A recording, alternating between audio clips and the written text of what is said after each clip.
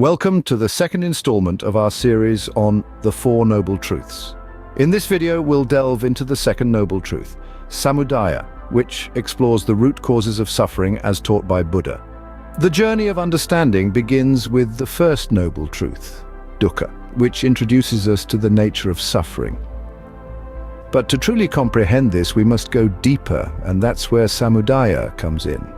This second noble truth takes us on a journey to the heart of the matter, the causes of suffering. It's like peeling back the layers of an onion, each layer revealing a deeper understanding of why we suffer. Samudaya teaches us that suffering isn't some random, inexplicable event. It has roots, it has origins, and these can be identified and understood. By understanding these causes, we can begin to address them, bringing us one step closer to liberation. Samudaya suggests that our suffering doesn't arise out of nowhere. It has specific origins and causes that can be identified and understood. Think about moments when you felt stressed, anxious, or dissatisfied. These emotions often have underlying causes. The second noble truth, Samudaya, teaches us that these feelings of suffering don't just appear out of the blue. They have roots, origins that can be traced and understood. Imagine suffering as a tree. Its roots are deep, hidden beneath the surface, but they are the very essence of the tree's existence. Similarly, our suffering has roots that lie in our thoughts, emotions, and actions. Buddha identified these roots as three primary causes of suffering: tanha, avidya, and dvesha. Tanha is the craving or desire for things to be different than they are. Avidya refers to ignorance or misunderstanding about the nature of reality and ourselves. Dvesha, on the other hand, is the aversion or hatred towards something we perceive as unpleasant or undesirable. Buddha identified three root causes of suffering: tanha, craving; avidya, ignorance; and dvesha, aversion. Tanha refers to an intense and uncontrolled desire for things to be different than they are. This craving, this thirst, is a powerful force that can lead us into a cycle of suffering. Imagine a time when you've wanted something so badly that it consumed your thoughts. You might have craved a new job, a shiny gadget, a romantic relationship, or even a specific achievement. This craving can extend beyond material possessions. We may crave recognition, validation, or approval from others. We might yearn for a particular outcome in a situation only to find ourselves unhappy when reality doesn't match our expectations. In each of these scenarios, we find ourselves trapped in a state of dissatisfaction, a state of suffering when our cravings remain unfulfilled.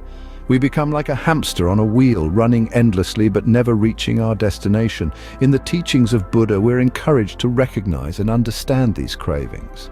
Consider how our cravings can lead to suffering when unfulfilled. Avidya refers to the lack of understanding about the true nature of reality and the self. This is the heart of ignorance, a core cause of suffering according to Buddha's teachings. Picture a house of mirrors where every reflection is distorted and you're trying to navigate your way through. This is what it's like to live in avidya. You're reacting to reflections, not to reality. It's like believing the shadows on the wall are the whole world, not realizing there's a vast universe beyond. Misunderstandings and delusions stem from this ignorance. You may believe that happiness is found in material possessions, or that your worth is determined by social status. These are illusions, not truths. Clutching to these false beliefs creates suffering because they are unstable, fleeting, and ultimately unsatisfying. They keep us tethered to a cycle of craving and dissatisfaction. Think about how misunderstandings, delusions, and clinging to false beliefs can perpetuate suffering as they lead us away from the path of wisdom. Dvesha refers to a strong aversion or hatred toward something we perceive as unpleasant or undesirable. This aversion is a natural human response, something we've all experienced.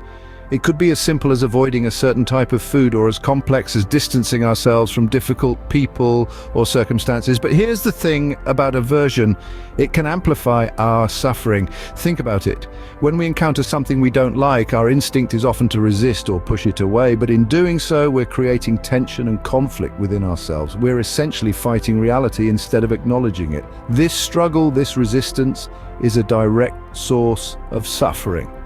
A classic example is how we react to physical pain. Instead of accepting and working through it, we often resist and fear it, which only intensifies the discomfort. Similar reactions can be seen in emotional or mental pain as well.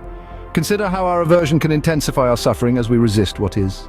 Buddha's teachings on the Second Noble Truth remind us that these root causes of suffering are within our control. By recognizing and addressing them, we can break free from the cycle of suffering and attain inner peace. We've explored how tanha, avidya, and dvesha, the three root causes of suffering, can often be traced back to our own misconceptions and desires.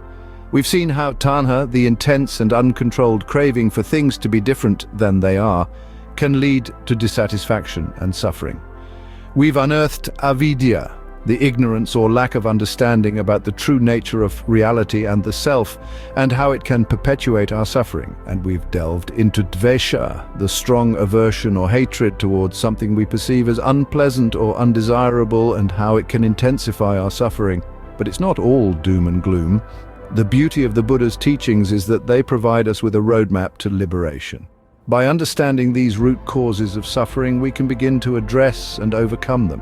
We can start to loosen the grip of tanha by practicing contentment and acceptance. We can chip away at avidya by seeking wisdom and understanding. And we can soften the harsh edges of dvesha by cultivating compassion and kindness. Next time, we'll journey further into the heart of Buddha's teachings, exploring the third noble truth, nirodha. This profound truth outlines the possibility of the cessation of suffering, painting a hopeful picture of a path to liberation. We'll delve into what it means to cease suffering and how we can navigate our way towards this liberating end. Thank you for joining us on this enlightening journey through the Four Noble Truths. Remember, understanding the second noble truth, Samudaya, brings us one step closer to finding the source of true happiness. As we continue our journey, let's carry these insights with us, using them as a beacon to guide us towards a deeper understanding of ourselves and the world around us.